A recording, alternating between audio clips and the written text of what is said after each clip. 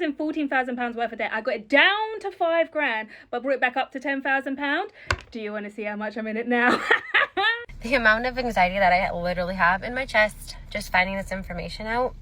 Welcome back, everybody, to my personal favorite series here on the channel, reacting to financial TikToks. And I've got a strong feeling this is going to be a good one because in today's video, we're going to be reacting to people's debt. In the personal finance community, debt is a tricky beast, to say the least. Some people love it and can manage it really well, while others let it completely destroy their lives. So we've got a big spectrum when it comes to debt, and let's see what we can get into. Let's talk about how much credit card debt I am in, and spoiler alert, it is massive. So let me preface all of this by saying that I have an actual real life spending addiction. Spending money makes me feel so good. It makes me so happy. If I am sad, I spend money. If I'm happy, I spend money. If I'm feeling blah, I spend money. It does not matter what my emotion is, I'm going to spend money. And my money spending is tied to all of these emotions. I was recently diagnosed with bipolar disorder, so I have been undiagnosed for years and years and years, and I realized that all of these ups and downs that I've been feeling have been manic and depression episodes. And now that I have those answers, I am ready to dive in, do the work, and get this crap paid off. So without further ado, let's get started. I have a total of 7 credit cards with balances on them, and when I tell you these balances, your jaw is going to hit the floor. I'm just going to prepare you right now. So let's dive in.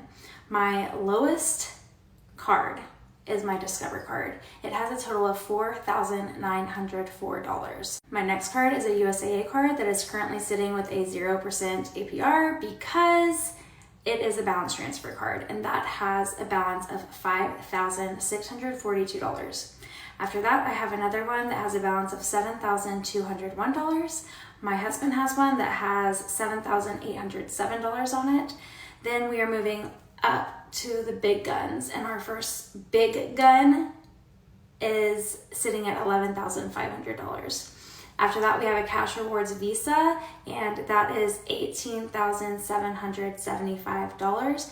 And after that, we have my American Express, which is sitting at $25,000.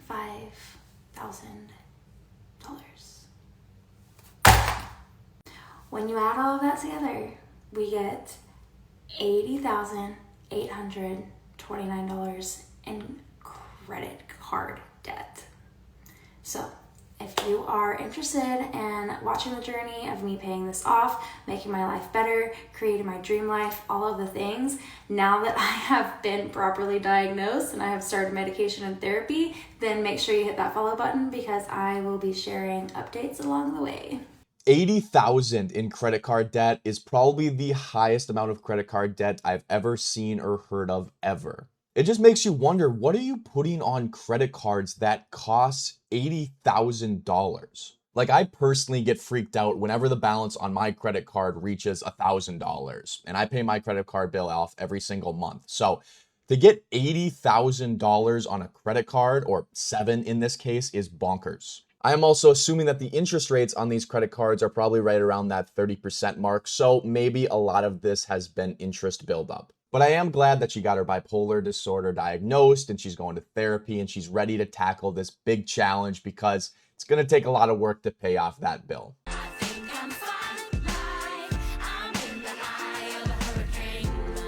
All right, let's read through this really quick. So she's 32 years old. She's got $4,500 in a checking account. That's not bad. High yield savings account. She's got $2,000. Again, not bad. Brokerage, she says, what? Me too. Roth IRA, oh no. 401k, a couple of, iffy emojis. HSA, she's got $60 maybe. Credit card debt, $11,000. Car loan, $17,000. Personal loan, $32,000. And student loan, $102,000. I'm fine. No, you're not. There was a comment on this video that said, very proud of you for that 2K in the HYSA. We got to win a bit somewhere. And I totally agree. Because everything else on this list is kind of detrimental. I mean, she's got like $160,000 in debt. Ouch. And a lot of other people in the comment section are right along there with her because frankly, this is just reality for a lot of people these days. I mean, you hear about this all the time. People don't understand how debt works. They just sign right on the dotted line and they get that brand new car, or they go off to some fancy school, and then 10 years later it comes back to haunt them. It honestly is quite the epidemic, but I think this guy in the comment section sums this situation up pretty nicely. Let's go over how much debt I have so you can feel better about your finances. Last year I paid off $55,000 worth of credit card, so this is what is left after that. Let's start with the loans we have on my husband's 401k. There are two different ones. As you can see here, one of them is at $11,735 and the other one is at $8,394.20. Next, we have my car payment, which is at $14,473.65. Moving on to my student loan, which is currently at $5,220.33. And last, we have 3 credit cards currently at 0% interest. The first one being my Bank of America card, which is at $4,899 even. Our American Airlines card, which is at $2,849 even. And last but certainly not least is our Citi Double Cash card at $2,548. On top of that, we do have a mortgage payment, but we're not currently working on paying that down, so I'm not going to include that here. The debt that we're wanting to get paid down ASAP is $50,119.18. Now, that seems completely impossible, but we paid off $55,000 worth of debt in 1 year, so nothing is impossible here. I couldn't do any of this without you guys, so thank you so much for your support, and just in case no one's told you today, I love you so much. Now this one brightens my mood a little bit because paying off $55,000 worth of debt in 1 year is so impressive, and they've only got $50,000 left to go, so this seems like a big win just waiting to happen. I do wish she went into more detail onto why her husband took out a loan against his 401k, because I've never thought to do that. I don't think I would ever do that. So I'm just curious what situation would prompt you to do that. I'm also curious what the interest rate would be on a loan like that, as well as what her interest rate is on the car. But regardless, paying off $55K last year, 50 left to go, she's got this. My name is Reed. I'm 27 and I have $76,870.42 worth of debt. I can say, however, that none of this is credit card debt, so woo! But I have $17,758.99 to the federal government for student loans, and then I have $50,326.43 to Sallie Mae for private student loans. Then I also have a car loan, which has $8,785 left. I have been slowly tackling this debt payoff journey by just paying my highest interest loan debts, which are my Sallie Mae loans, which is also my biggest balance. And I started this year paying towards these loans. I had over $80,000. It was almost $90,000 worth of debt. So I am making progress, and a lot of it is thanks to you for watching and interacting with my videos. My debt payoff isn't really one of my typical content type of videos, but I do think it's important to show that not everything is glitz and glamour, and even though I am trying to save money, I also am in a lot of debt. So that is a lot of people's realities. Yes, that is indeed, unfortunately, a lot of people's realities, but a commenter has this solution. He says, I watch Caleb Hammer and he scares me into budgeting. You're lost, man. You're lost. You need a therapist and a mother that loves you. So there you go. If you're looking for a kickstart into getting your finances together, getting scared straight through Caleb Hammer might be a good solution for you. Hey, I'm Lucas. I'm $100,000 in debt, and you're here to watch me pay it all off. So let's go. This is day 2. So I figure I probably owe you a bit of quantification of what my debt actually looks like. And I guess for starters, I would say that all of the debt that we're talking about here is credit card debt. Absolutely none of it is student loans or like housing related or anything like that. So here we go. Let me put these numbers into existence for you. Also, please don't judge me. This is vulnerable and embarrassing. Or you can judge me a little bit, but judge me nicely. Okay, SoFi. 2 SoFi loans. They're financed at 14%. The total is $78,727. Okay. I have 2 balance transfer cards that are both at 0%. One balance is $4,999, and the other is $12,122.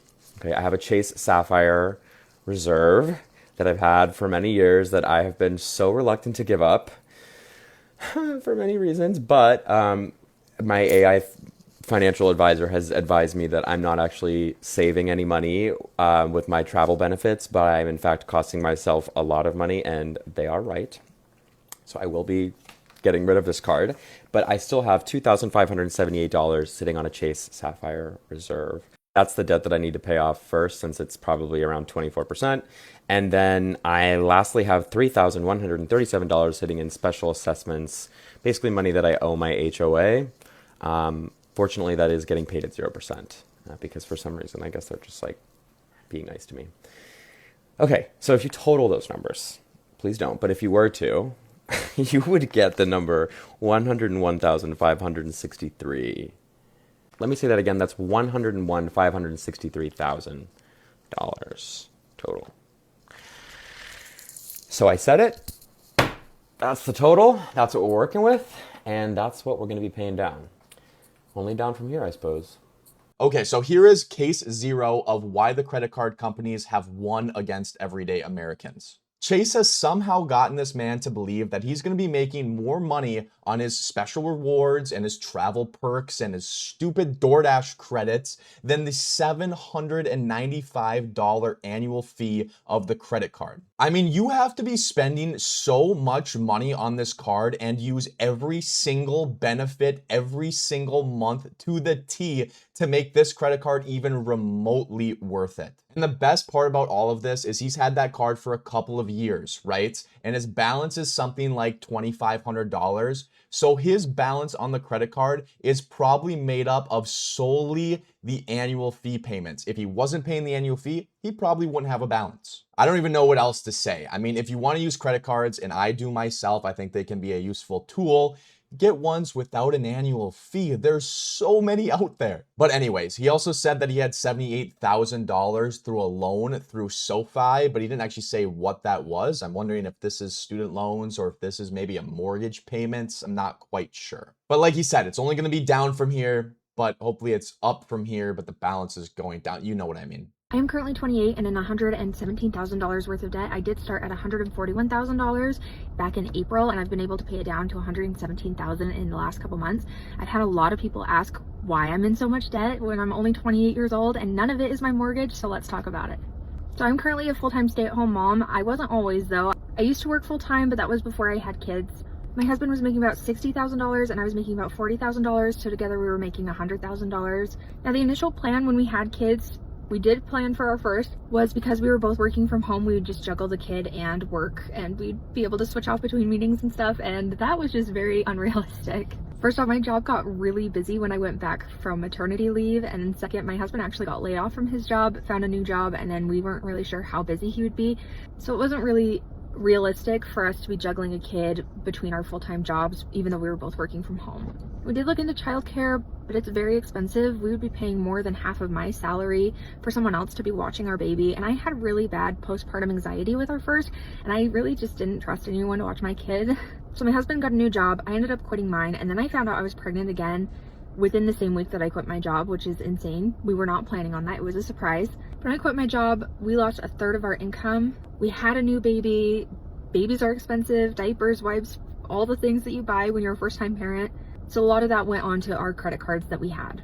Because we had been somewhat financially responsible leading up to this point, we had pretty high balances we were able to spend. I think we had a couple that went up to $10,000, but we ended up maxing out our credit cards super quickly. After maxing out our credit cards, instead of trying to come up with a plan, we decided to go for our HELOCs, which is our home equity line of credit. And we'd been living in our house for about 2 years at that point, so we had some equity on our home that we could pull out. We were able to pull out about $80,000. And this is the real kicker. We paid off most of our credit cards using the home equity line of credit, but because that space was then free on credit cards, we ended up spending that all over again. And you might be asking how we spent so much money in such a short amount of time, and I don't know. I would have to go back and look at the receipts, but that's the biggest thing that got us to this point. Now with the HELOC and having all of our credits maxed out, we ended up applying for a Freedom Debt Relief program. So we were able to wrap up all of our credit card debt into that.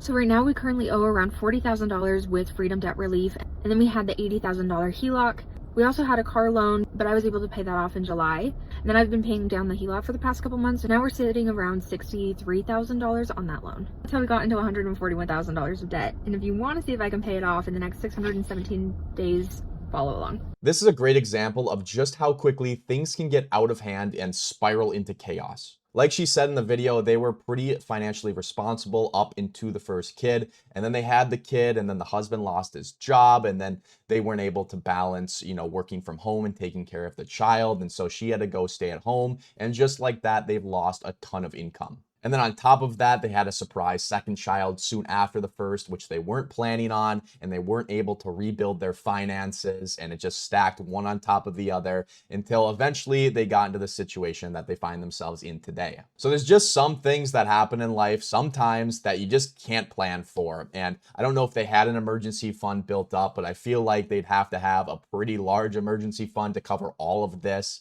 And so I don't blame them for doing some of the things they did, but there were some steps they probably could have taken to, at least dampen the blow. I have never showed this to anyone before, not even my husband. I've told him how much is in here, I've just never shown him. This is my student loan balance. This has got to go. I cannot be burdened with this anymore. Just looking at that makes me sick. I don't want to do it anymore, and I refuse to, and I'm going to take control. I'm going to pay off that freaking debt. That's it for day one. I'll share more about my plans for paying it off tomorrow. I just need to start by putting it out there and then turning off TikTok and not looking at it again. Ugh, I feel so embarrassed, but I'm ready to get started on this. I'm ready to get rid of it. I can just imagine the amount of anxiety that would be inside me if I had a balance of $200,000 and just looking at that, realizing what it means and just how long and how much time and energy it's going to take to get that to zero. So good on her for taking control of this and wanting to pay that down. That's a huge first step, and I wish her nothing but the best of luck. My husband and I are in 6 figures of debt. Yes, you heard me right. We're 32 years old, have 3 kids, and both went to college. All this debt is including our credit cards, personal loans, student loans, and our cars, not including our mortgage. I know we got ourselves into this situation. We obviously take full responsibility for that, but personally, I've just never been financially literate. I am the farthest from understanding anything about finance. I've just never been a saver. My parents didn't do it. That's just how I grew up. And I grew up as an only child. Literally got everything I wanted. Not that we were rich or anything. Never understood financial responsibility or how saving works. And instead of trying to teach myself about it or learning, I just kind of survived and swiped that credit card. So I find this to be one of the most fascinating things about finance in America. Maybe it's all over the world, but especially in America, is people have an ideal picture of their life, right? They both went to college, then they got married, and then they had 3 kids, and then they took out a personal loan, and then they bought a house, and then they got the 2 new cars. All the while taking out a loan on every single one of those and not ever learning how to budget, not ever learning how to save or pay down debts or invest for the future. They have the perfect little American dream, right? And every single part of it is financed. So they say nowadays that the American dream is dead, but the American dream's not dead. It's not dead at all. It's more imaginary, or fake would be a better word to describe it. All right, that's going to conclude our little TikTok scrolling session. I really hope you guys enjoyed. Down below in the comments, let me know how much debt you guys are in and if you've got a plan and a strategy to pay it off, or if you had a bunch of debt and you've already paid it off. I like to see the success stories as well down below in the comments, but that's going to do it from me here today. Hope you guys have a great rest of your day. Stay safe out there, and I'll catch you in the next one. Peace out.